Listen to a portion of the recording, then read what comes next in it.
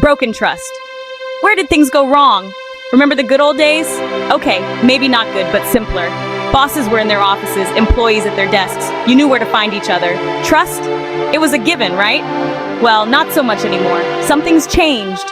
Employees are looking at their bosses with suspicion, and honestly, who can blame them? The workplace has become a confusing place. Layoffs are announced via email. Promises are made and quickly broken. It's enough to make anyone cynical. Remember when companies used to talk about family? Now it feels more like a business transaction and not a particularly fair one. We're told to be grateful we have jobs, while CEOs are buying their third yachts. Something's off. And it's not just the office coffee.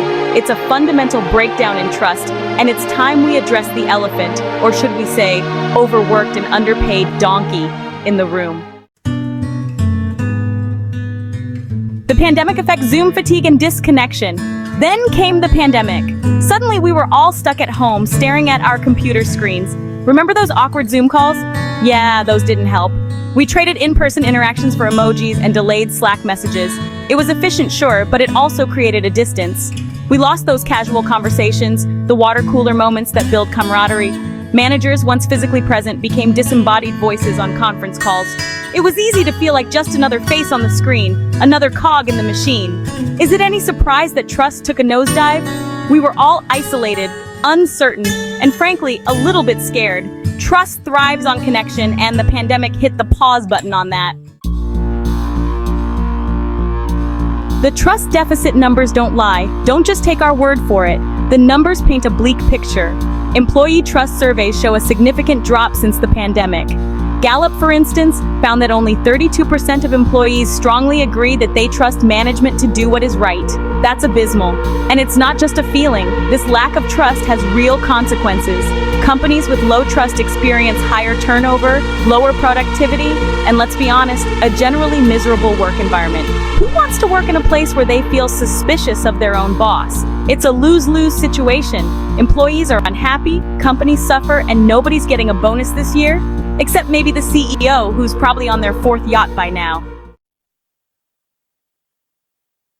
Section 4, the fallout, quiet quitting, and the revolving door. So, what happens when trust evaporates? Well, for starters, you get quiet quitting. Employees feeling unappreciated and unseen do the bare minimum. They clock in, they clock out, and they emotionally check out. And then there's the great resignation, slightly less dramatic cousin, the revolving door. Employees aren't just quitting, they're jumping ship to companies that seem, slightly less soul-crushing. This constant churn is expensive and disruptive.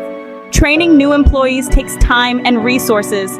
Meanwhile, the remaining employees are left picking up the slack, further fueling their resentment and distrust. It's a vicious cycle, and it's time to hit the brakes. Section 5, building trust, competence, integrity, and a little bit of heart. Okay, enough doom and gloom. How do we fix this mess? It starts with bosses stepping up and, dare we say, leading. And no, sending out a company-wide email about synergy doesn't count. Employees need to see 3 things in their leaders: competence, integrity, and benevolence. Competence means knowing what you're doing.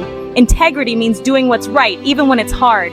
And benevolence, that's about genuinely caring about your employees. Think of it this way: would you trust a surgeon who doesn't know how to operate?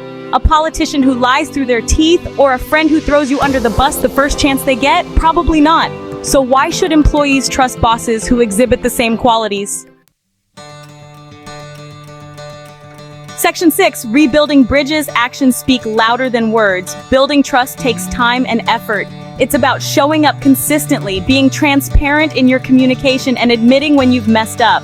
It's about listening to your employees, valuing their input, and treating them like human beings, not just cogs in the machine. Have regular check-ins, not just performance reviews. Create opportunities for open communication, where employees feel safe sharing their concerns. And for the love of all that is holy, stop with the meaningless corporate jargon. Remember, trust is a two-way street. Employees need to be willing to give their bosses a chance to communicate openly and to hold them accountable. It's about rebuilding a relationship based on respect, honesty, and maybe even a little bit of empathy. So let's ditch the cynicism and the suspicion. Let's create workplaces where trust isn't a luxury, but the foundation on which everything else is built. After all, we're all in this together. Well, except for the CEOs on their yachts. They seem to be doing just fine.